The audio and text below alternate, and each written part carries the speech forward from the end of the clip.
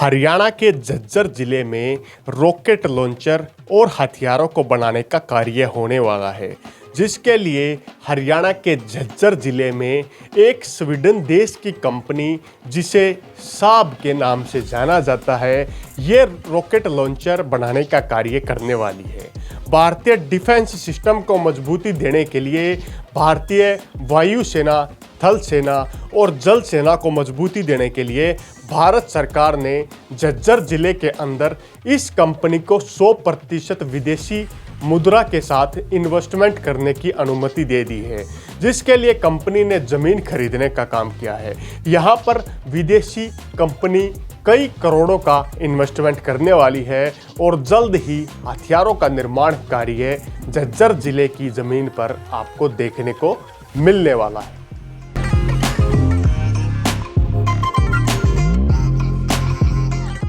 नमस्कार साथियों, हरियाणा के झज्जर जिले में एक कई हजार करोड़ की इन्वेस्टमेंट का काम होने वाला है। ये इन्वेस्टमेंट और कहीं नहीं, हरियाणा के झज्जर जिले के अंदर बनने वाली रिलायंस मेट सिटी के अंदर होने वाली है, जिसके लिए स्वीडन देश की कंपनी साब के द्वारा झज्जर जिले में रॉकेट लॉन्चर को बनाने के लिए कार्य किया जा रहा है। इस कंपनी और भारतीय सरकार के मध्य में पिछले दिनों समझौते के तहत यह कंपनी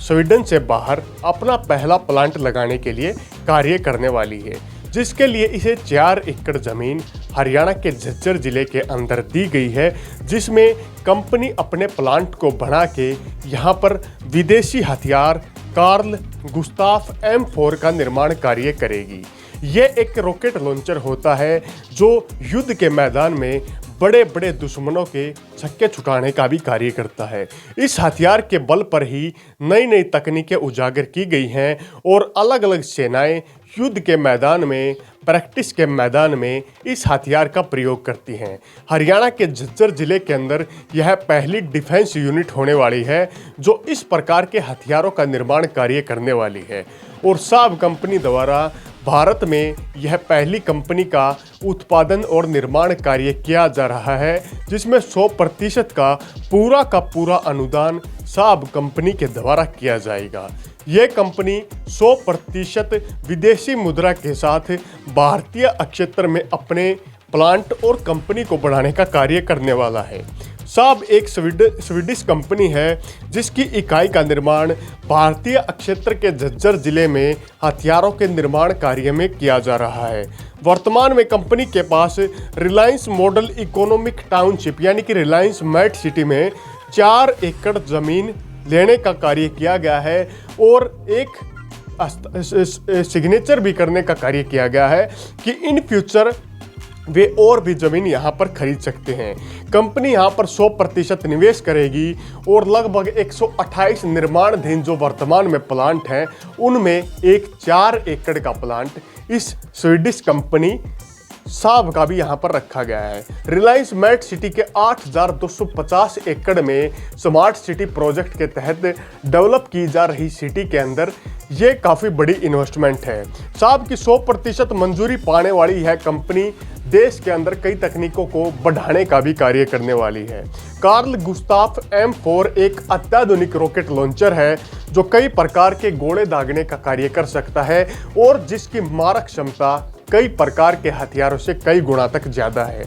साब एक पहली ग्लोबल कंपनी है जो 100% विदेशी निवेश यानी कि फॉरेन डायरेक्ट इन्वेस्टमेंट FDI के तहत यहाँ पर निवेश करने का कार्य करने वाली है। अगर साब की बात करें तो यह वायु क्षेत्र यानी कि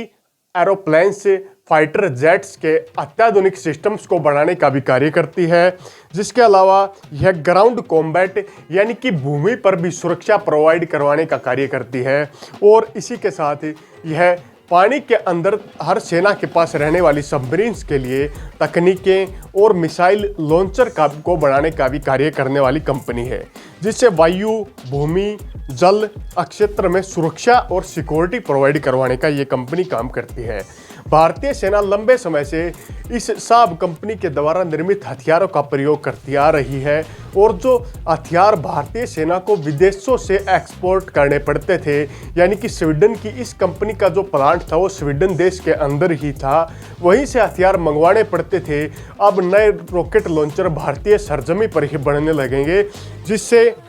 भारतीय अक्षेत्र को कई गुना तक फायदा देखने को मिलेगा। इस कंपनी के आ जाने के बाद भारतीय सुरक्षा तंत्र को मजबूती मिलेगी और डायरेक्ट यहीं से भारतीय सेना को हथियार प्रोवाइड करवाने का भी कार्य हो पाएगा, जिससे भारतीय सुरक्षा के को बढ़ते नज़र देखते हुए ये कंपनी काफ़ी ज़्यादा फायदा भारतीय सुरक्षा बलों को भी देने वाली है और साथ साथ एक नई नई तकनीकों को भारतीय सरोजमी पर